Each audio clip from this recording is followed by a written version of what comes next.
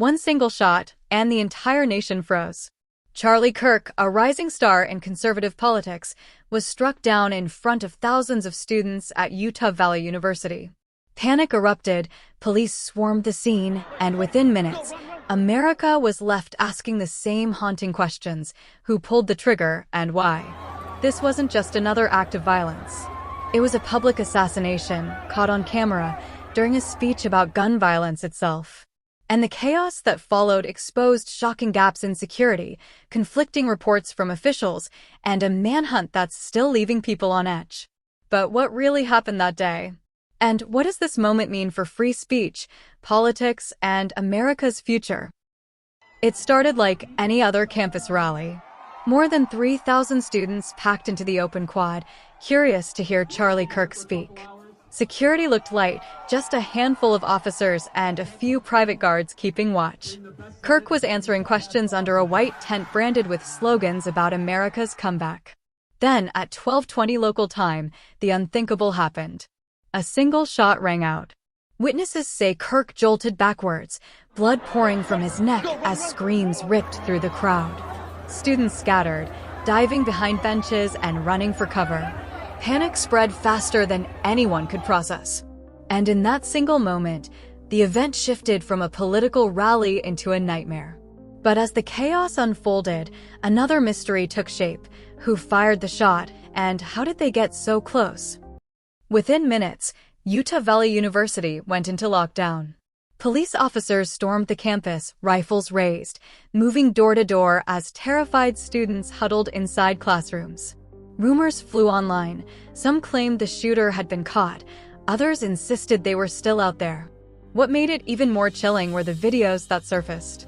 Clips verified by the BBC showed the exact moment the gunshot echoed. In one, Kirk is mid-sentence when the crack of the rifle cuts him off, sending the crowd into chaos.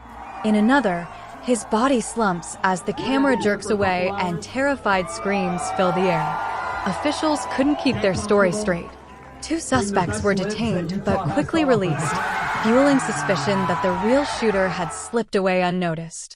And with every hour that passed, one question grew louder: was this a random act of violence, or was Charlie Kirk deliberately targeted?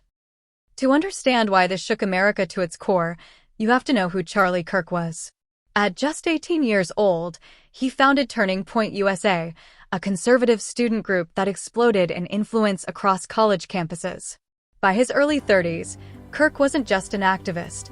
He was a voice that shaped the national debate on free speech, politics, and culture.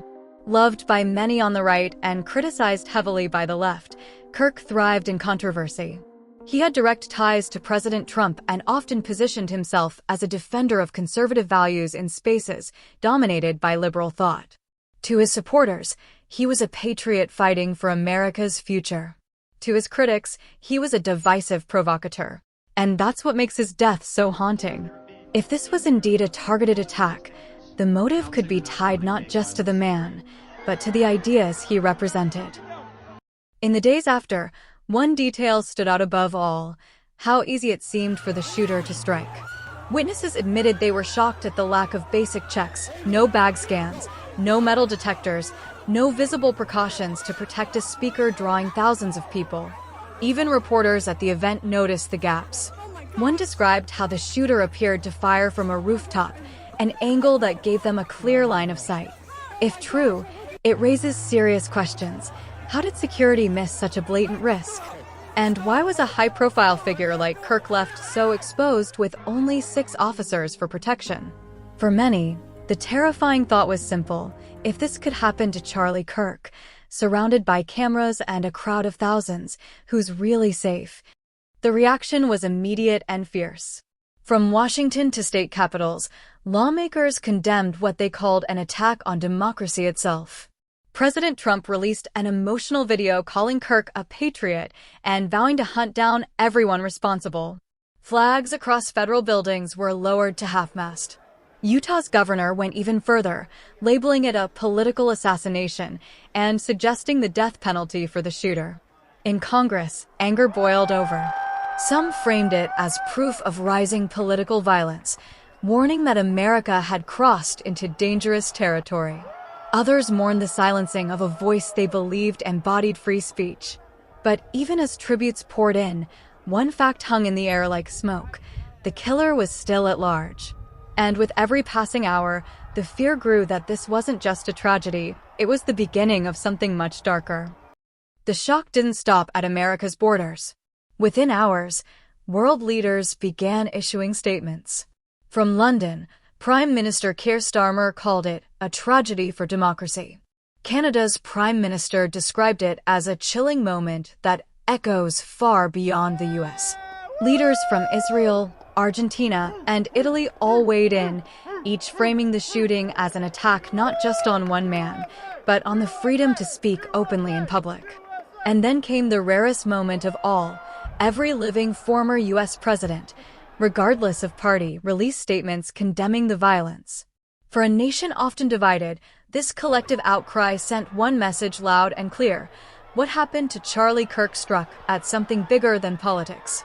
But if the world was united in shock, at home the mood was very different: tense, divided, and growing more fearful. Police believe the shooter dressed in black and used a rooftop as cover, firing a single, precise shot into the student courtyard. It looked like the work of someone who had planned every detail. 2 men were taken into custody, but neither was charged with the shooting. One faced an obstruction charge, the other was released without explanation. That only fueled speculation that the real gunman was still out there, watching, maybe even planning another strike. Neighborhoods around the campus remain on edge. Residents report officers searching homes, helicopters circling overhead, and roads blocked off for hours.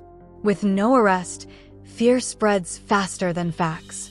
Everyone's asking the same thing: if the killer hasn't been caught yet, where are they now? For Charlie Kirk's supporters, his death is more than personal, it feels symbolic. Many say his voice can't be silenced, that the ideas he fought for will only grow louder. His wife and children, who were present at the rally, now face the unthinkable reality of life without him. But the questions left behind are heavy. Was this political violence carefully calculated to send a message? Or was it something more personal, hidden in the shadows of Kirk's controversial career? And why, with thousands of witnesses and video evidence, does the trail still feel cold? One shot ended a life. But it also ignited a debate that America cannot ignore, about safety, about free speech, and about whether politics has crossed a line it can't come back from. Charlie Kirk's story ended in seconds, but the impact is only beginning. His death shook campuses, shook politics, and shook the very idea of open debate in America. Supporters call him a patriot, critics call him divisive, but no one can deny that his voice changed conversations across the nation. Now, America is left with 2 mysteries: who pulled the trigger and why. Until those answers are found, the haunting echo of that single gunshot will remain a reminder of just how fragile freedom can be.